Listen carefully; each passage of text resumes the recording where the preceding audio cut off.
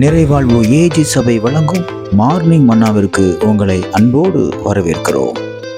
கர்த்தருடைய பரிசுத்த நாமம் மகிமைப்படுவதாக. இந்த நாளில் உங்களை சந்திப்பதிலே மிகுந்த சந்தோஷம். இருக்கிற நிலை மாறவே இல்லை, இருக்கிற நிலை கொஞ்சம் கொஞ்சமா இன்னும் கீழே தான் போயிட்டு இருக்குது அப்படின்னு சொல்லி வாழ்க்கையில ரொம்ப உடைஞ்சு போய் நான் சொல்ற காரியங்கள் எல்லாம் என் வாழ்க்கையில நடக்க மாட்டேங்குது, நான் முன்னேற மாதிரி எனக்கு தெரியல, நிறைய முயற்சி பண்றேன், ஆனா எல்லாம் எனக்கு பின்னேற்றத்தை தான் ஏற்படுத்தி கொடுக்க தவிர முன்னேற்றமான பாதைக்கு நேரா நான் போகிறது போல எனக்கு தெரியல. நான் ரொம்ப மனசு உடைஞ்சு போயிருக்கேன், என் குடும்பத்தையும் சரி என் பிள்ளையுடைய காரியங்களும் சரி நீங்க யோசிச்சு ரொம்ப ஃபீல் பண்ணிட்டு இருக்கீங்களா? கர்த்தர் இன்னைக்கு உங்க கூட பேசுகிறார். ஏசாயாவின் தீர்க்கதரிசன புத்தகம் 51ஆம் அதிகாரம் 3வது வசனம் இப்படியாக சொல்லுது. மையப்பகுதி, அதன் வனாந்திரத்தை ஏதேனை போலவும் அதன் அவாந்திர வெளியை கர்த்தரின் தோட்டத்தை போலவும் ஆக்குவார். தீர்க்கதரிசியின் மூலமாக இஸ்ரவேல் ஜனங்களுக்கு கர்த்தர் கோரேசை கொண்டு செய்ய போகிற காரியத்தை வெளிப்படுத்துகிற வசனம் தான் இந்த வசனம். பாருங்க, அங்கே சொல்லப்பட்டிருக்கிறது அவாந்திரமான வெளியை, வனாந்திரத்தை கர்த்தர் எப்படி மாற்றுகிறாராம்? ஏதேன் போல மாற்றுகிறாராம். ஏதேன் என்றால் உங்களுக்கு நன்றாகவே தெரியும், தேவன் படைத்த முதலாவது படைப்பு. பாருங்கள், அது ஒரு பெரிய தோட்டத்தை தேவன் சிருஷ்டிக்கிறார், மனிதனுக்காக சிருஷ்டிக்கிறார், ஆதாம் ஏவாளுக்காக சிருஷ்டிக்கிறார். அந்த தோட்டத்தை போல அப்படின்னு சொல்லப்படுது. அப்படி என்றால் என்ன அர்த்தம் தெரியுமா? இந்த ஏதேன் தோட்டத்துல இல்லாத கனிகள் இல்லை, இல்லாத பொருள் கிடையாது, எந்த காரியம் இல்லை என்ற குறைபாடு இல்லாத ஒரு ஸ்தலம் தான் ஏதேன் தோட்டம்.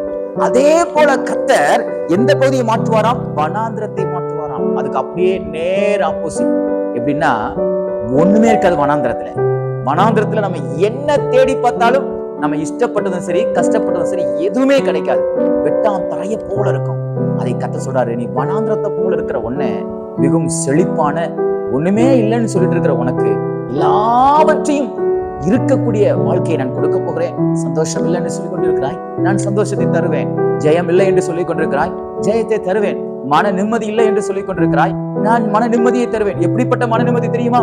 எப்படிப்பட்ட சந்தோஷம் தெரியுமா? எப்படிப்பட்ட ஒரு ஜெயமுள்ள வாழ்க்கை தெரியுமா?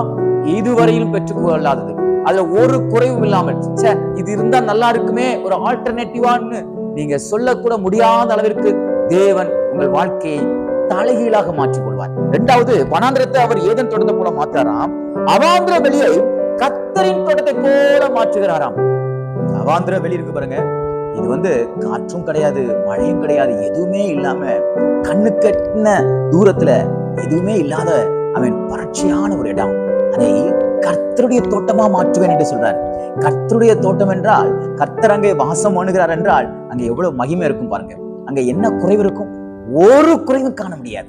இன்றைக்கு நீங்கள் இப்படிப்பட்ட ஒரு வனாந்திரமான வாழ்க்கையை வாழ்ந்து கொண்டிருக்கலாம், அதை கர்த்தர் ஏதேனை போல மாற்றுவார். அவாந்திர வெளியை போல காணப்படலாம், கர்த்தர் அதை அவருடைய தோட்டத்தை போல மாற்றுவார். கர்த்தருடைய தோட்டத்துல குறை இருக்குமா? கர்த்தருடைய தோட்டத்துல குற்றம் கண்டுபிடிக்க முடியுமா? கர்த்தருடைய தோட்டத்துல இது எனக்கு வேண்டாம், ஏன் வேண்டாததை வச்சிங்க அப்படின்னு சொல்ல முடியுமா? இல்லவே இல்லைங்க. கர்த்தர் உங்களுக்கு இன்னைக்கு செய்யக்கூடிய காரியங்கள் எல்லாம் எனக்கு ஏன் இது இப்படி நடந்துச்சுன்னு நீங்க கேட்கிற அளவுக்கு இல்லாமல், தேவன் எனக்கு சரியாக அதை செய்திருக்கிறார் என்று சொல்லி உன் வாழ்க்கையை கர்த்தர் இன்னைக்கு தலைகீழாக ஒரு மாற்றத்தை கொடுக்க போகிறார். விசுவாசிக்கிறீங்களா? நிச்சயமா மாறும். அவன் வனாந்திரத்தை கர்த்தர் ஏதேனை போல மாற்றுவார், அவாந்திர வெளியை கர்த்தருடைய தோட்டத்தை போல மாற்றுவார். ஒரு செழிப்பும், ஒரு மனம் மகிழ்ச்சியும், ஒரு நிம்மதியும், தோல்வியான வாழ்க்கையில் ஒரு பெரிய ஜெயத்தையும் தேவன் உங்களுக்கு தந்து உங்களை ஆசீர்வதித்து பாதுகாப்பாராக. God bless you.